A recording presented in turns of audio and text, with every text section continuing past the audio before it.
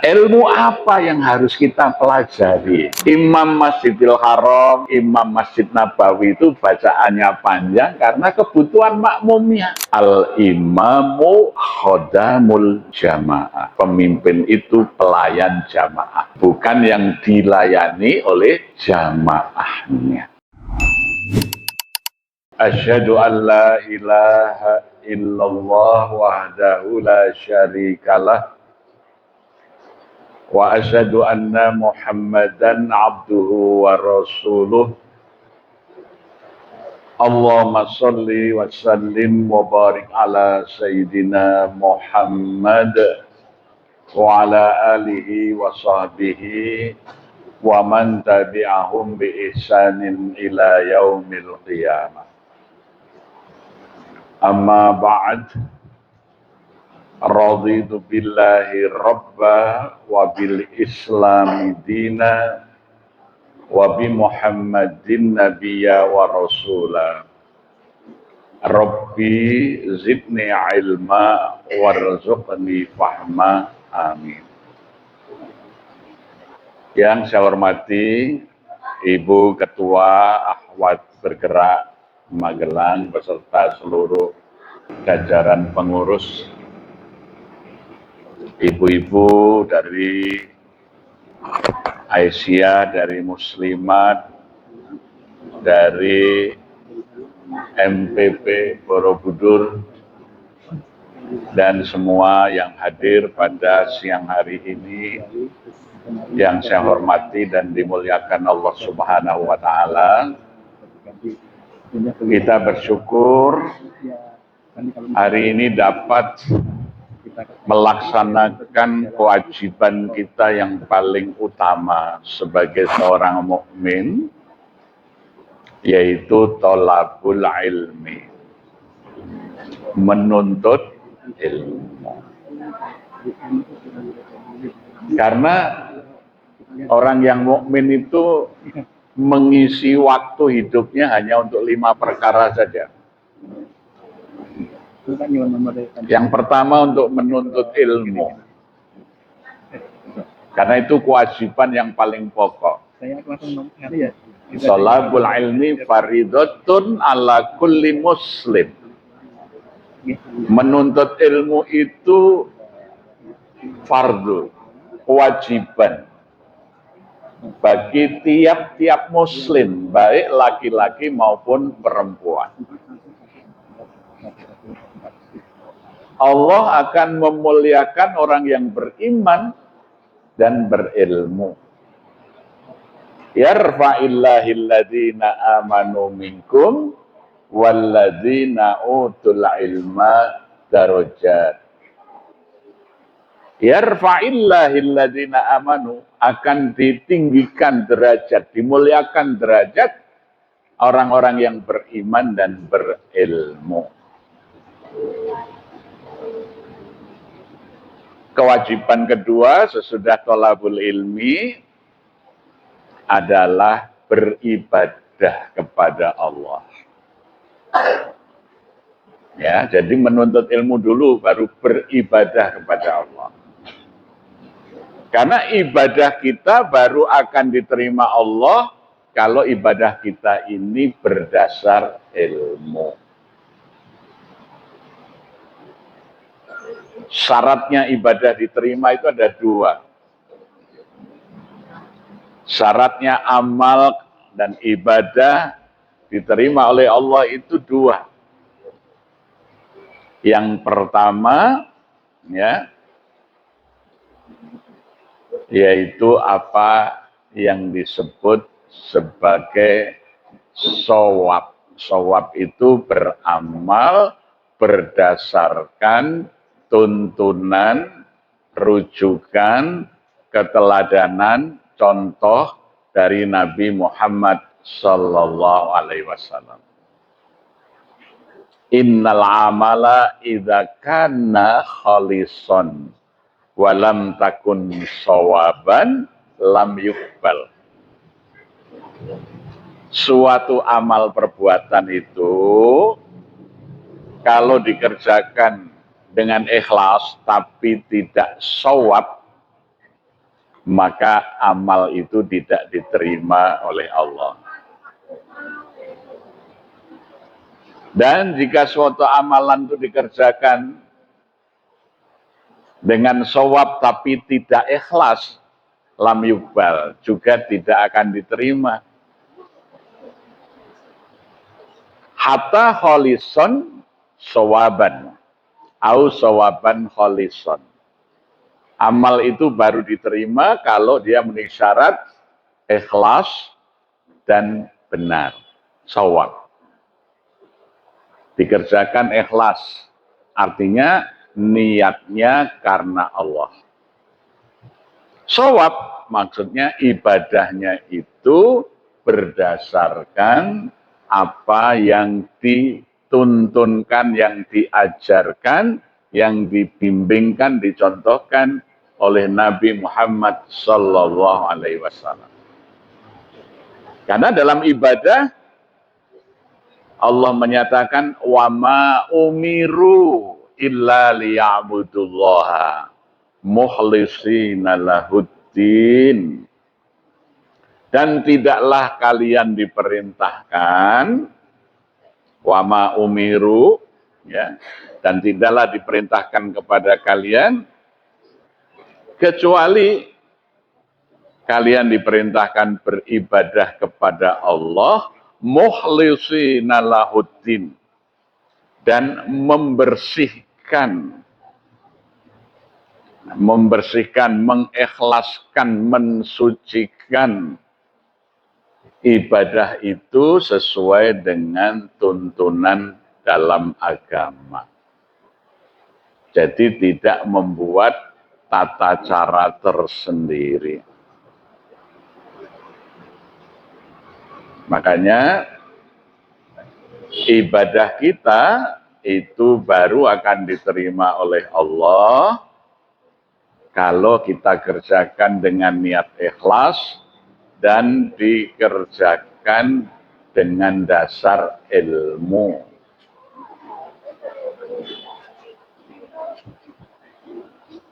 Tidak hanya ikut-ikutan. Melaksanakan suatu amal, yang amal itu sudah kita pahami, sudah kita mengerti, ya, bahwa itu adalah amal ibadah yang dianjurkan, yang dicontohkan, yang dipraktekkan oleh Nabi Muhammad Sallallahu Alaihi Wasallam. Karena Allah sudah menetapkan bahwa Nabi Muhammad SAW itu adalah suri teladan kita. Laqad kana lakum fi Rasulillahi uswatun hasanah. Jadi Rasul itu sudah ditunjuk oleh Allah sebagai contoh teladan kita. Maka kita harus ittiba. Ittiba itu mengikuti, meniru, tetapi dengan ilmu.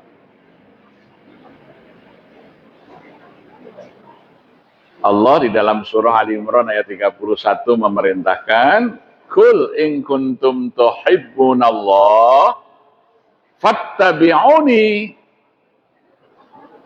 yuhibbukumullah fayaghfir lakum dzunubakum wallahu ghafurur rahim."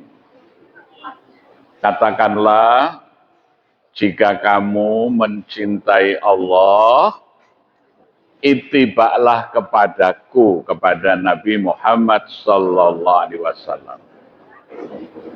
Yuhibbukumullah. Maka kalau kamu ittiba kepada Nabi, Allah akan mencintaimu. Wa yaghfir lakum dzunubakum, dan Allah akan menghapuskan dosa-dosamu. Jadi dengan ittiba, meniru, meneladani Nabi dengan dasar ilmu itu, kita akan dicintai Allah dan akan dihapus dosa-dosa kita. Maka ibadah kita adalah ibadah yang didasarkan pada ilmu. Maka kita wajib menuntut ilmu, kemudian dengan bekal ilmu itu kita beribadah kepada Allah. Kemudian yang ketiga, waktu itu kita isi, kita manfaatkan untuk mencukupi keperluan hidup.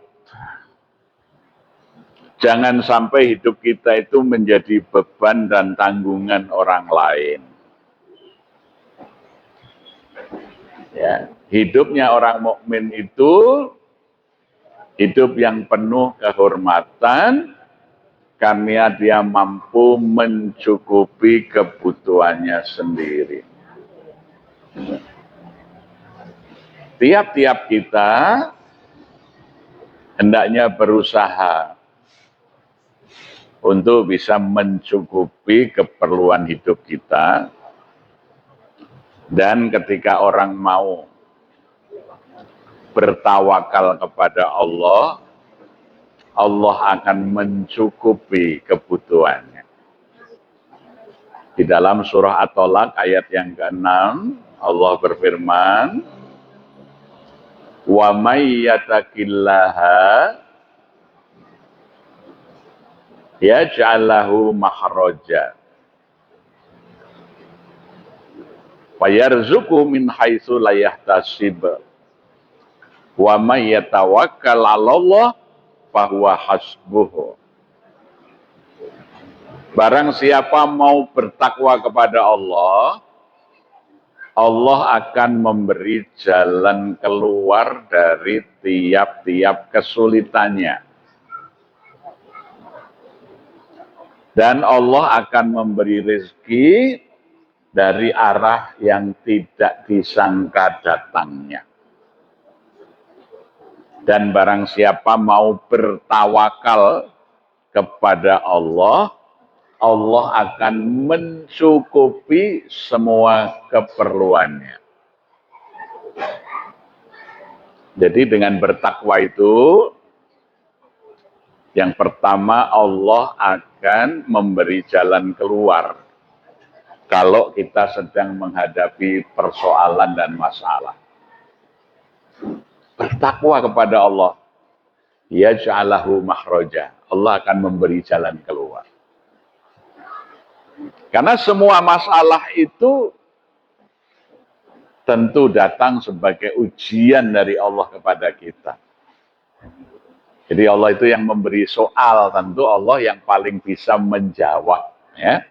Maka kalau kita bertakwa kepada Allah, setiap kesulitan yang kita hadapi oleh Allah akan diberikan makhrajan, jalan keluarnya. Yang kedua, orang yang bertakwa itu akan dibahagiakan oleh Allah dengan diberi rezeki min haitsu la yahtasib. Rezeki yang tidak pernah disangka-sangka dari mana datangnya. Karena Allah itu ingin membahagiakan orang yang bertakwa. Jadi kalau memberikan rezeki kepada orang yang bertakwa itu bukan sekedar memberi jatah biasa. Tapi Allah memberi surprise, memberi rezeki min haitsu la yahtasib. Rezeki yang tidak pernah diperkirakan dari mana. Jadi Allah selalu memberikan rezeki yang berupa surprise, kejutan-kejutan pemberiannya itu ya, tidak pernah terpikirkan. Kalau kita bertakwa. Dan kalau kita mau bertawakal, bertawakal itu menyerahkan segala urusannya kepada Allah, maka Allah yang akan mencukupi semua keperluannya. Di dalam surat yang sama, pada ayat berikutnya Allah juga menyatakan wa may yattaqillaha yaj'al lahu min amrihi yusran. Barang siapa bertakwa kepada Allah, maka Allah akan menjadikan mudah semua urusannya. Jadi hidup itu dengan takwa, urusan-urusan yang dihadapi itu akan dijadikan oleh Allah menjadi urusan yang mudah. Yaj'alahu min amrihi yusran. Bagi orang yang bertakwa, Allah akan menjadikan mudah segala urusannya. Tetapi kalau kita tidak bertakwa, kesulitan yang kita hadapi sepertinya tidak ada jalan keluar. Rezeki terasa sempit, hidup selalu dikejar kebutuhan seakan-akan tidak pernah cukup. Urusan kita penuh dengan keruwetan, kerumitan, masalah. Ya. Jawabannya hanya satu, bertakwa kepada Allah. Apa yang dimaksud dengan takwa? Ya ayyuhalladzina amanu taqullaha haqqa tuqatih wa la tamutunna illa wa antum muslimun. Hai orang-orang yang beriman, bertakwalah kamu kepada Allah haqqa tuqatih, dengan takwa yang sebenar-benarnya. Wa la tamutunna illa wa antum muslimun. Dan jangan sekali-kali mati kamu kecuali sebagai seorang muslim. Para ulama menjelaskan yang dimaksud dengan haqqa tuqatih, takwa yang sesungguhnya itu adalah selalu mengingat Allah dan tidak pernah melupakannya. Selalu mengingat Allah, tidak pernah melupakannya. Alladzina yadhkurunallaha qiyaman wa qu'udan wa ala junubihim. Yaitu orang-orang yang selalu mengingat Allah, baik dalam keadaan berdiri, dalam keadaan duduk, atau dalam keadaan berbaring. Ya. Qiyaman wa qu'udan wa ala junubihim. Orang yang bertakwa itu dalam keadaan berdiri ingat Allah, dalam keadaan duduk ingat Allah, dalam keadaan berbaring ingat Allah. Baik ini makna asli berdiri, duduk, berbaring, maupun makna majasi ketika orang tegak dalam kejayaan atau ketika dia sedang berada dalam kesusahan atau berada di dalam kesulitan-kesulitan, dia selalu ingat kepada Allah. Nah, inilah orang yang bertakwa. Alladzina yadhkurunallaha qiyaman wa qu'udan wa ala junubihim. Tidak pernah orang itu melupakan Allah dalam segala keadaannya. Itu orang yang bertakwa kepada Allah dengan sebenar-benarnya. Yang kedua, berusaha menjalankan semua perintah Allah dan meninggalkan larangan-larangannya. Apa yang diperintahkan Allah, dia kerjakan. Apa yang dilarang Allah, dia tinggalkan. Yang ketiga, takwa yang sebenarnya adalah mengutamakan Allah dibanding yang lainnya. Jadi itulah takwa yang sesungguhnya, haqqa tuqatih. Maka kalau orang bisa seperti itu, maka apabila dia dalam kesulitan, Allah pasti memberi jalan keluar. Allah memberi rezeki dari arah yang tidak disangka datangnya. Allah akan mencukupi keperluannya. Allah akan memudahkan segala urusannya.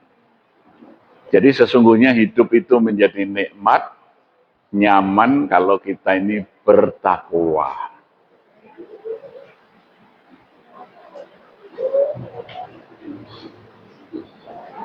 Jadi sekali lagi 5 kegiatan yang dilakukan orang mukmin dalam mengisi waktu supaya tidak lupa. Saya ulang, yang pertama menuntut ilmu, yang kedua beribadah kepada Allah, yang ketiga mencukupi kebutuhan hidup kita, yang keempat adalah menolong, membantu orang lain. Hidup itu akan menjadi baik kalau kita memberi manfaat kepada orang lain. Rasulullah mengatakan, khairun nas anfa'uhum linnas.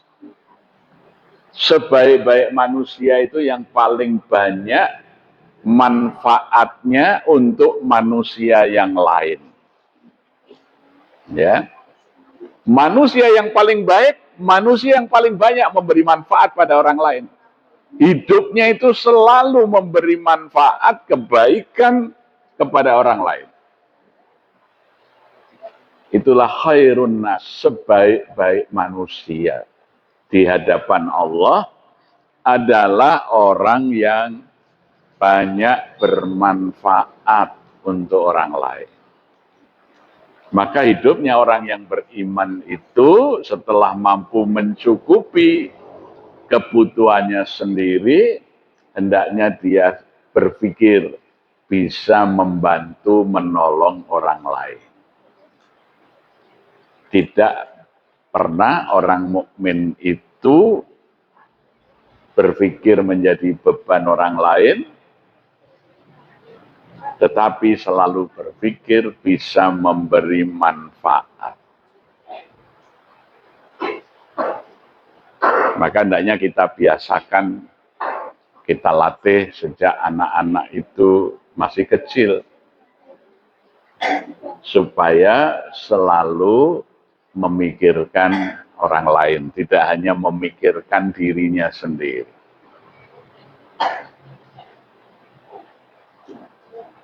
Contoh sederhana begini. Dulu anak saya sekolah itu naik bis dari rumah, kemudian ke sekolahnya. Kalau hari Jumat olahraga, saya tanya, kamu diberi uang saku oleh ibu berapa? 5.000 ya. Saya tanya, 5.000 rupiah cukup?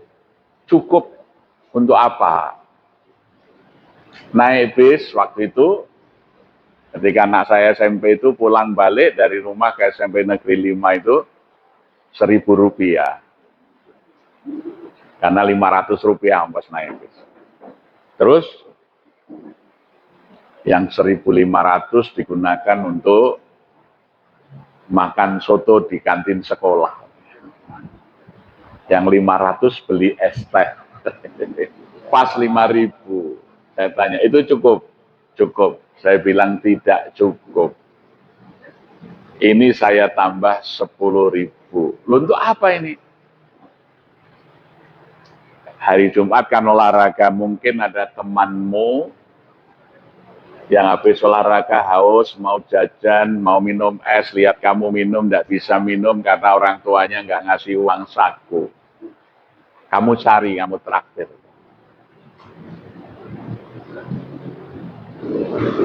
Tapi kalau nggak ada, kamu kembalikan. Saya hanya ingin menanamkan kebiasaan ada orang lain yang memerlukan kita, yang kita mesti memikirkan, jangan menikmati kesenangan, kenikmatan hidup itu sendiri. Mau ujian, saya periksa doskripnya, berapa pensilnya, berapa jangkanya, berapa penggarisnya, saya belikan yang baru, saya dobelin. Untuk apa? kamu datang lebih awal, kamu cari barangkali ada temanmu yang lupa, tidak membawa atau tidak punya, kamu kasih atau kamu pinjami setidaknya. Apalagi kalau nanti ada piknik atau studi banding, kamu cari, jangan sampai ada temanmu itu pengen ikut studi tour, tapi orang tuanya nggak mampu membayar, nanti biar ayah yang bayar.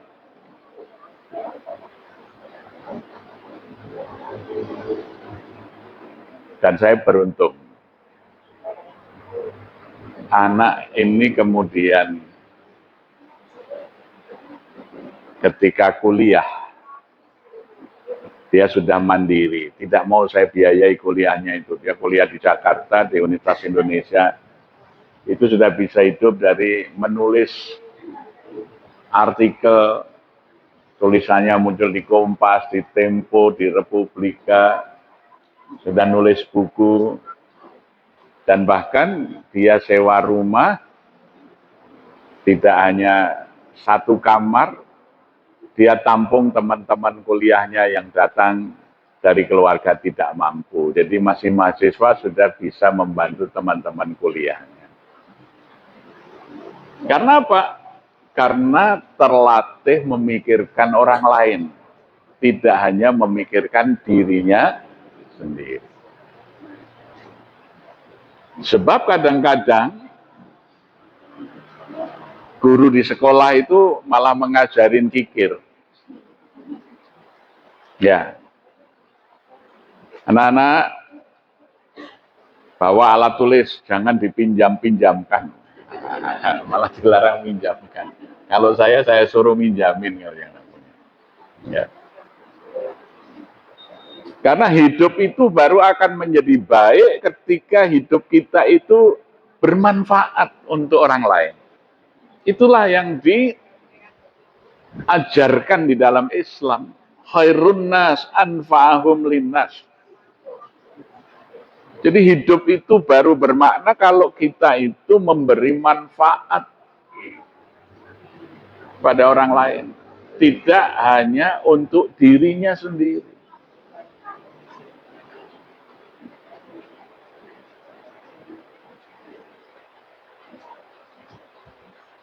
Kemudian yang kelima, bersenang-senang yang halal. Ya, jadi hidup itu ya menuntut ilmu, beribadah kepada Allah, mencukupi kebutuhan hidup, menolong orang lain, dan bersenang-senang yang halal. Jangan hidup itu susah. Orang yang beriman itu disuruh hidup senang di dunia, hidup senang di akhirat. Maka doanya, Rabbana atina fid dunya hasanah wa fil akhirati hasanah wa qina adzabannar. Di dunia baik, di akhirat baik, dilindungi dari siksa api neraka. Jadi orang yang beriman itu akan bahagia di dunia, bahagia di akhirat, dan aman dari ancaman siksa api neraka. Kesenangan-kesenangan yang halal itu sangat banyak. Ya. Kenikmatan-kenikmatan dunia ini diciptakan oleh Allah. Banyak sekali yang bisa kita nikmati. Yang diharamkan itu cuman sangat sedikit. Tetapi kadang-kadang yang sedikit ini menggoda untuk mencoba. Ya. Padahal jika dibanding dengan yang nikmat, yang halal, lebih banyak ya kenikmatan-kenikmatan yang halal yang seharusnya kita nikmati dalam hidup di dunia ini. Jadi jangan sampai hidup kita ini susah. Maka kita diajarkan doa oleh Rasulullah itu. Allahumma inni a'udzubika minal hammi wal hazan. Ya Allah, aku berlindung kepadamu dari kesusahan dan kesedihan. Jadi jangan sampai hidup kita ini kok mengalami susah dan sedih. Ya. Minal hammi wal hazan. Berlindung pada Allah dari rasa susah dan sedih.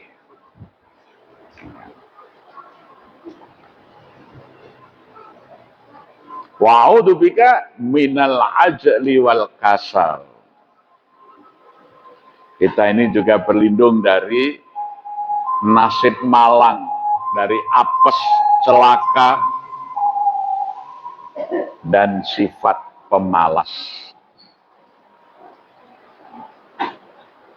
Wa'udzubika min ghalabatid daini wa qahrir rijal. Kita berlindung kepada Allah dari terbelit hutang dan dikuasai orang. Ya. Jadi kalau kita ini hidup terlilit hutang itu susah. Kalau siang jalannya sempit, kalau malam susah tidur. Mau lewat sana belum bayar yang sana, mau lewat yang di situ masih punya tanggungan dengan yang di situ. Ya. Kalau malam menghitung waktu, wah ini sudah hampir jatuh tempo, ya. Maka kita berlindung kepada Allah dari terlilit hutang. Wa qahrir rijal, dan dikuasai orang. Jadi kalau kita itu hidup banyak hutang, akhirnya kita nggak berdaulat. Pengen punya kereta api cepat aja hutang besar. Ya. Gitu. Tahu-tahu kita harus bayar cicilannya setahun 2 triliun, bunganya 2 triliun, 4 triliun. Sehingga terpaksa panjenengan yang naik kereta ekonomi pun harus bayar kereta api cepat. Karena PT KAI yang harus membayar cicilan. Ya. Akhirnya semua penumpang kereta api dijak urunan melu nyaur utang, itu saja tidak sanggup.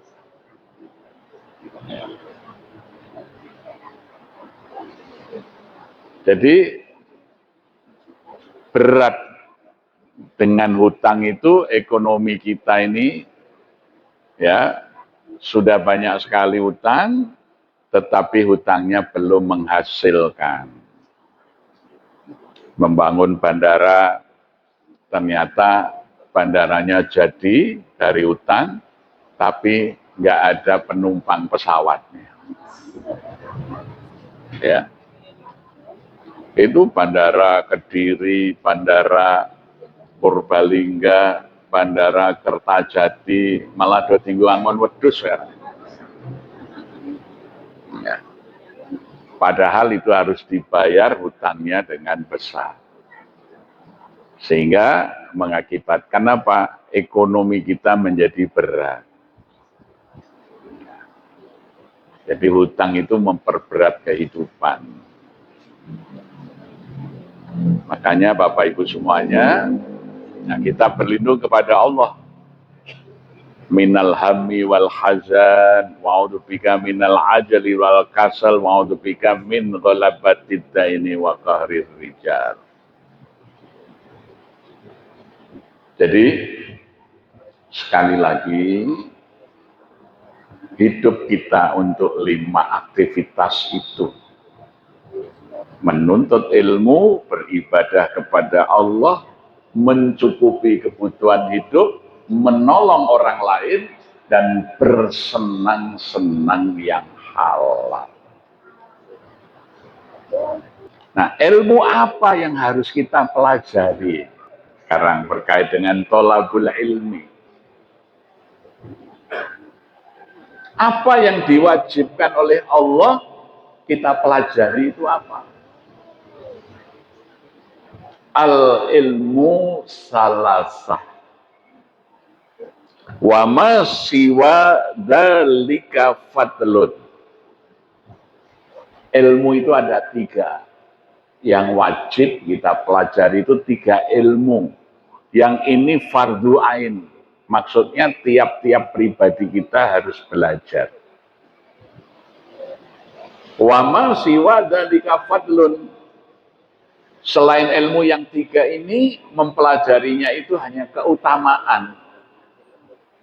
Tidak wajib tiap-tiap orang belajar. Tapi yang 3 ini ilmu yang wajib tiap-tiap kita belajar. Ini disebut sebagai usulus salasah. 3 pokok ilmu.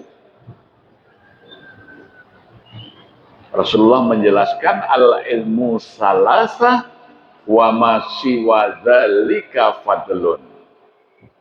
Ilmu itu ada 3, selain yang 3 menuntut ilmunya itu hanyalah keutamaan.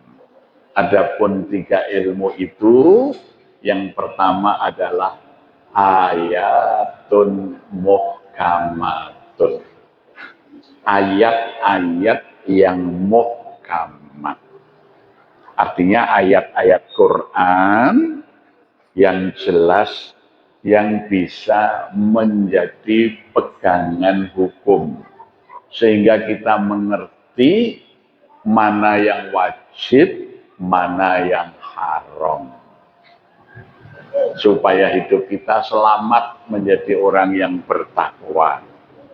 Tahu mana yang diperintahkan sebagai kewajiban yang harus kita kerjakan, tahu mana yang diharamkan yang harus kita jauhi. Jadi tiap-tiap kita itu harus belajar ayat-ayat Allah yang menjadi dasar mana yang diperintahkan, mana yang dilarang. Perintah sholat, aqimis sholat. Perintah zakat, wa'atu zakat, siapa yang harus zakat? Ya, mereka yang sudah diberikan oleh Allah, memiliki harta melampaui nisabnya, yang dikuasai hartanya itu sudah dalam 1 putaran tahun, 1 haul, berapa dikeluarkan zakatnya. Nah, itu kita mesti mempelajari itu. Mana yang diperintahkan Allah, mana yang dilarang oleh Allah. Kita tahu yang dilarang dikerjakan. Ya, melakukan riba, perzinaan, durhaka kepada orang tua, menjauhi makanan-makanan yang diharamkan Allah. Nah, itu mesti kita pelajari. Yang kedua, au sunnatun qaimah, yaitu sunnah atau hadis-hadis yang ditegakkan, yang diamalkan, yang dipraktekkan oleh Rasulullah Sallallahu Alaihi Wasallam. Karena banyak ayat memerintahkan kita melakukan sesuatu, cara melaksanakannya itu ada di dalam hadis. Misalnya sholat, aqimis sholat, tegakkanlah sholat. Tetapi gerakan dan bacaan sholat tidak dituntunkan secara detail di dalam ayat-ayat Quran, tetapi dijelaskan di dalam hadis-hadis Nabi, di dalam sunnah Rasul. Oh, sholat itu diawali dengan takbiratul ihram. Takbir yang mengharamkan gerakan dan bacaan selain sholat. Nah, jadi kalau kita takbir pertama disebut takbiratul ihram, karena mengharamkan. Makan itu halal, kecuali yang diharamkan. Minum halal. Tapi kalau kita sudah takbir sholat, Allahu Akbar, yang halal menjadi Haram, tidak boleh kita Allahu Akbar sambil ngemut permen. Nah, karena sudah ihram, sudah diharamkan perbuatan, gerakan maupun bacaan selain gerakan dan bacaan sholat. Maka itu takbir pertama itu disebut takbiratul ihram. Sama dengan kalau kita umrah atau haji sudah memakai pakaian ihram. Yang halal diharamkan dulu, memakai wewangian, mencukur rambut, motong kuku diharamkan, tidak boleh dilakukan ketika kita sudah mengucapkan labbaik Allahumma umratan atau labbaik Allahumma hajjan. Sedangkan takbir dalam gerakan berikutnya disebut takbir intikal. Takbir untuk memberi aba-aba dari satu gerakan ke gerakan yang lain. Allahu Akbar. Nah, ruku, ya, itu, sujud dan lain sebagainya. Barulah semuanya menjadi halal ketika kita sudah menutup sholat dengan salam. Assalamualaikum. Nah, di situ boleh ngomong lagi, boleh makan lagi, ya. Jadi yang tadinya diharamkan sudah halal lagi. Kalau haji umroh kita sudah tahallul. Ya.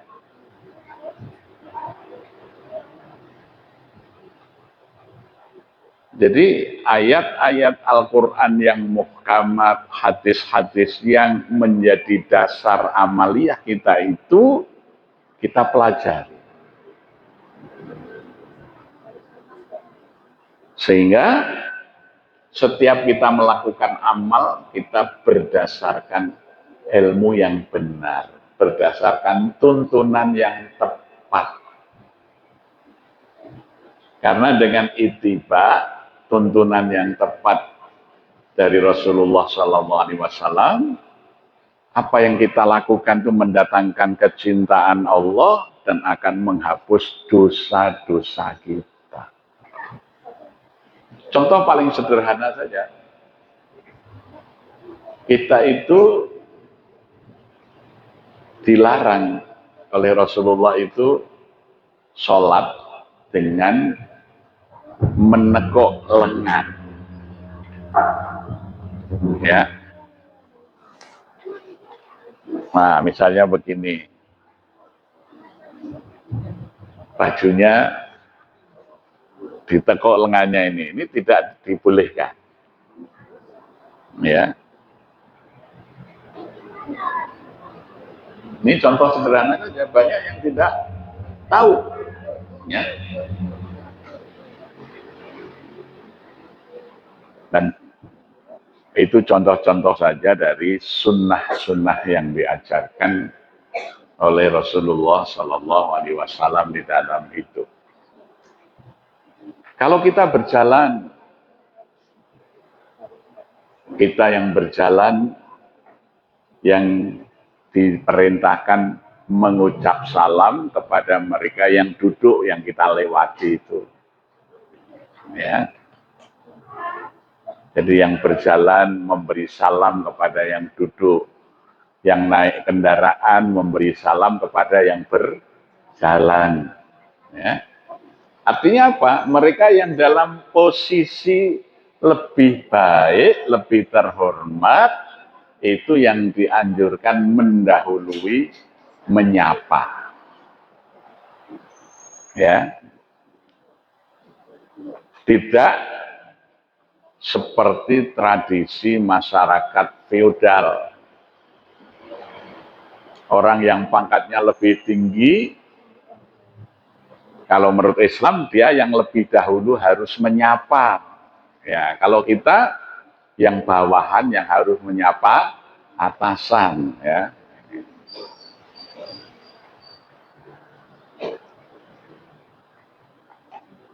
Karena dalam Islam pemimpin itu yang melayani. Al-imamu khodamul jamaah. Imam itu yang melayani jamaahnya. bukan jamaah melayani pemimpinnya.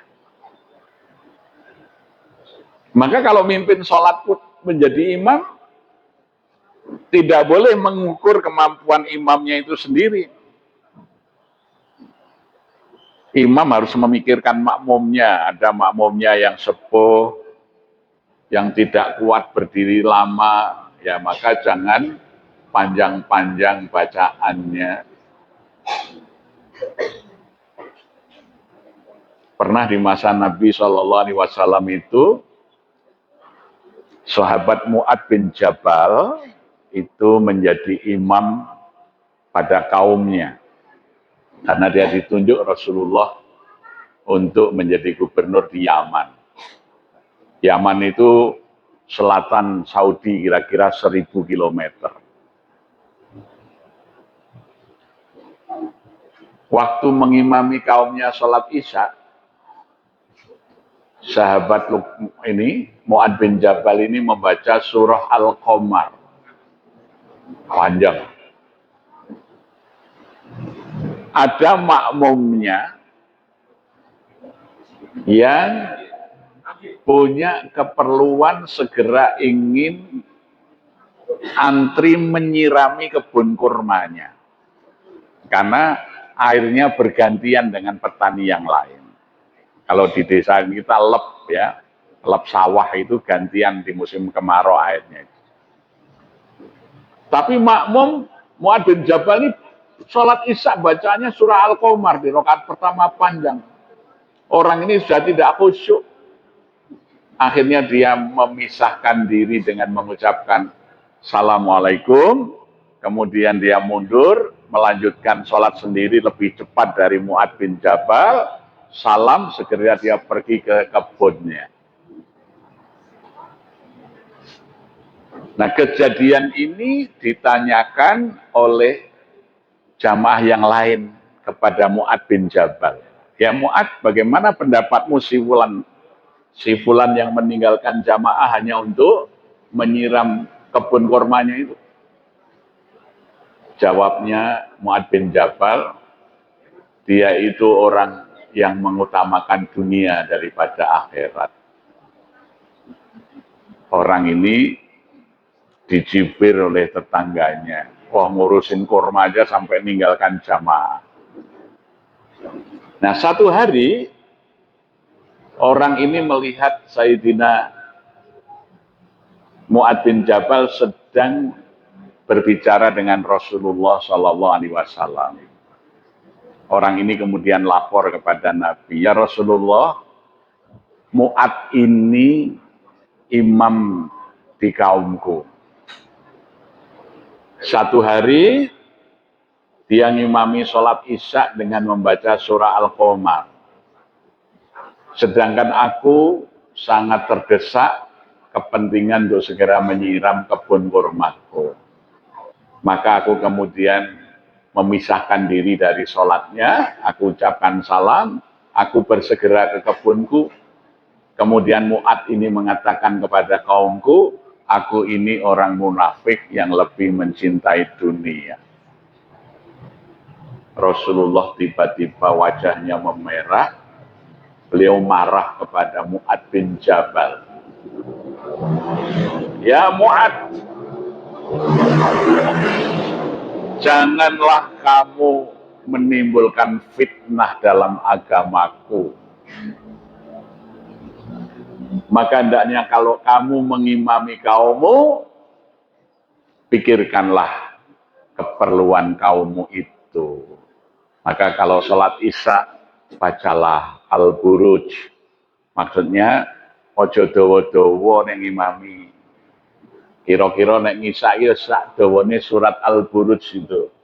Wassama idzatil buruj gitu ya. Itu sudah dihitung panjang.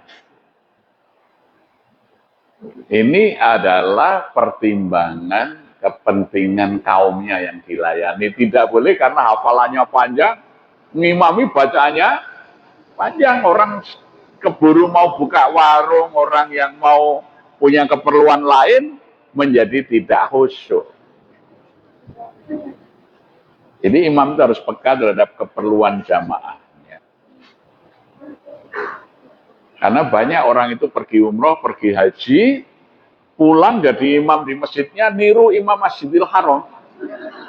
Panjang bacaannya. Loh, ini dulu waktu saya haji di Masjidil Haram bacaannya seperti ini. Ya, Bapak Ibu semuanya, Imam Masjidil Haram, Imam Masjid Nabawi itu bacaannya panjang karena kebutuhan makmumnya. Karena jamaah haji dari berbagai wilayah dunia ini yang berhaji atau yang sedang umroh ingin mendapat pahala kalau sholat di Mekah itu 100.000 kali lipat, di Madinah 1.000 kali, maka ditunggu oleh imamnya dengan memanjangkan bacaan karena hotel-hotelnya ada yang jauh. Kasihan nanti datang dari hotel di situ sudah telat. Tetapi kalau tidak sedang musim umroh atau haji, kebetulan dulu anak saya itu tinggal di Mekah, ya. Anak saya yang nomor 2 dulu kuliah di Mekah. Jadi saya kalau nengok cucu, itu saya tinggal di rumah anak saya itu. Biasanya saya cari visa kunjungan itu sebelum musim umroh, artinya sebelum visa umroh dibuka untuk umum. Saya baru tahu itu. Kalau jamaahnya itu ahlul balad, artinya bukan orang yang umroh, tapi penduduk Madinah atau penduduk Mekah, artinya belum dibuka visa umroh itu kalau maghrib itu ya bacaannya Al-Quraisy, Anas, ya, Allah, pendek-pendek. Karena yang jamaah di situ penduduk setempat saja. Tidak banyak jamaah umroh dari luar. Ya, mereka sudah hafal. Jadi saya baru merasakan, oh ini toh. Makanya kalau umroh di musim umroh atau di musim haji yang tidak pernah mukim di musim-musim yang bukan musim umroh itu mulai nirok ke Imam Masjidil Haram itu dawa-dawa wajane. Padahal panjang itu karena melayani jamaah yang datang dari berbagai negara, hotelnya jauh, apalagi musim haji itu ada yang penginapannya 5 kilo dari Masjidil Haram, ya, semangat untuk berjamaah, nanti kasihan kalau telat. Ya, imami rodon dawak ke sidik karena melayani jamaah. Ya. Tapi ketika imam itu memimpin jamaah yang lokal, ya bacaannya pendek-pendek saja. Ya. Menjadi pemimpin itu harus ngemong kepada jamaah. Jadi al-imamu khodamul jamaah. Pemimpin itu pelayan jamaahnya. Bukan yang dilayani oleh jamaahnya.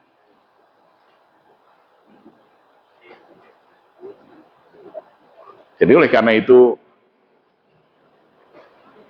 ilmu yang harus kita pelajari ya di samping Al-Quran, hadis yang ditegakkan dalam kehidupan sehari-hari. Sekarang banyak usaha kita ini tidak barokah. Karena apa? Karena muamalahnya itu tidak memenuhi syarat-syarat bermuamalah. Contohnya, ini ada teman saya tiap hari teman di masjid ngaji, cerita mau mancing kemana? Ke kolam. Gimana cara mancingnya? Membayar 25.000, nanti terserah dapat berapa. Oh, itu tidak boleh. Karena dalam muamalah itu harus bayan, harus jelas. Ya, ya kalau mancing seperti ini ya ditimbang 1 kilo berapa, kalau nila, kalau lele berapa, tombro berapa. transaksinya harus jelas. Tidak boleh kita nebas kolam yang tidak tahu isinya berapa. Ya. Karena ini dianggap sudah biasa, ya, tapi itu tidak memenuhi syarat-syarat muamalah karena ada unsur-unsur tidak terang, tidak bayan.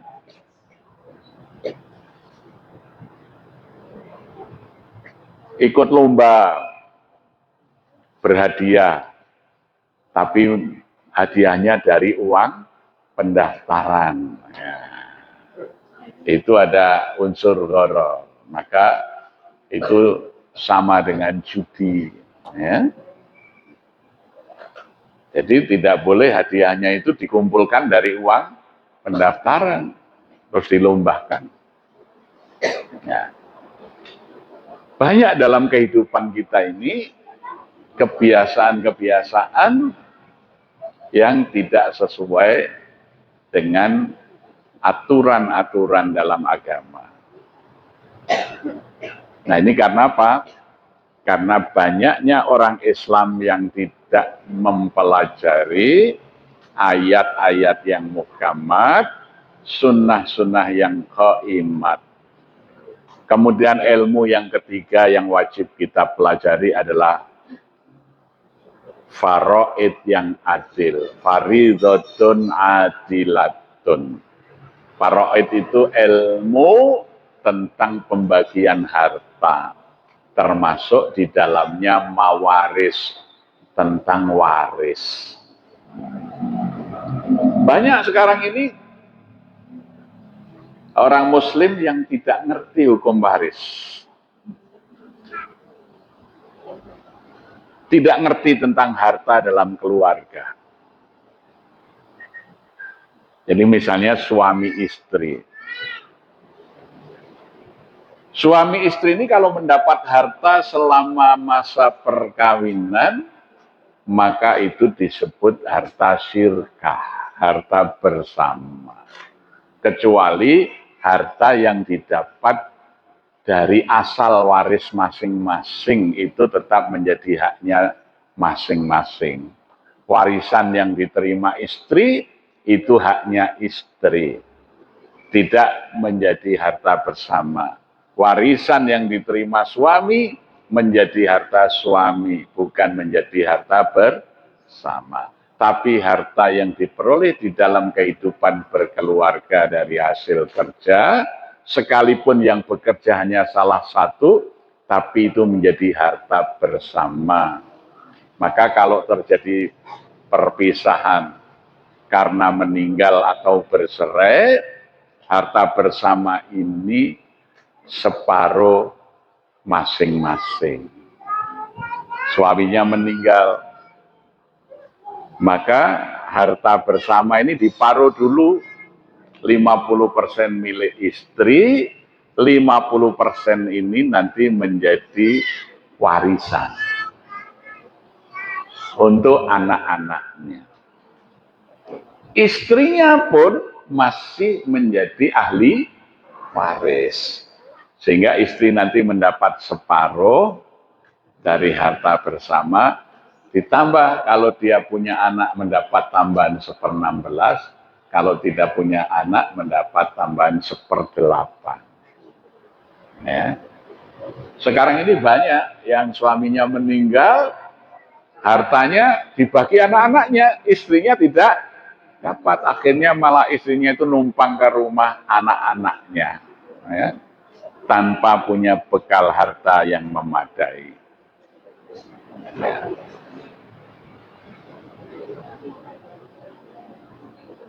Jadi banyak di masa tuanya ibu-ibu yang dulu bekerja keras bersama suami, justru di hari tuanya mau butuh apa saja minta pada anak karena hartanya sudah diserahkan kepada anak-anak mereka.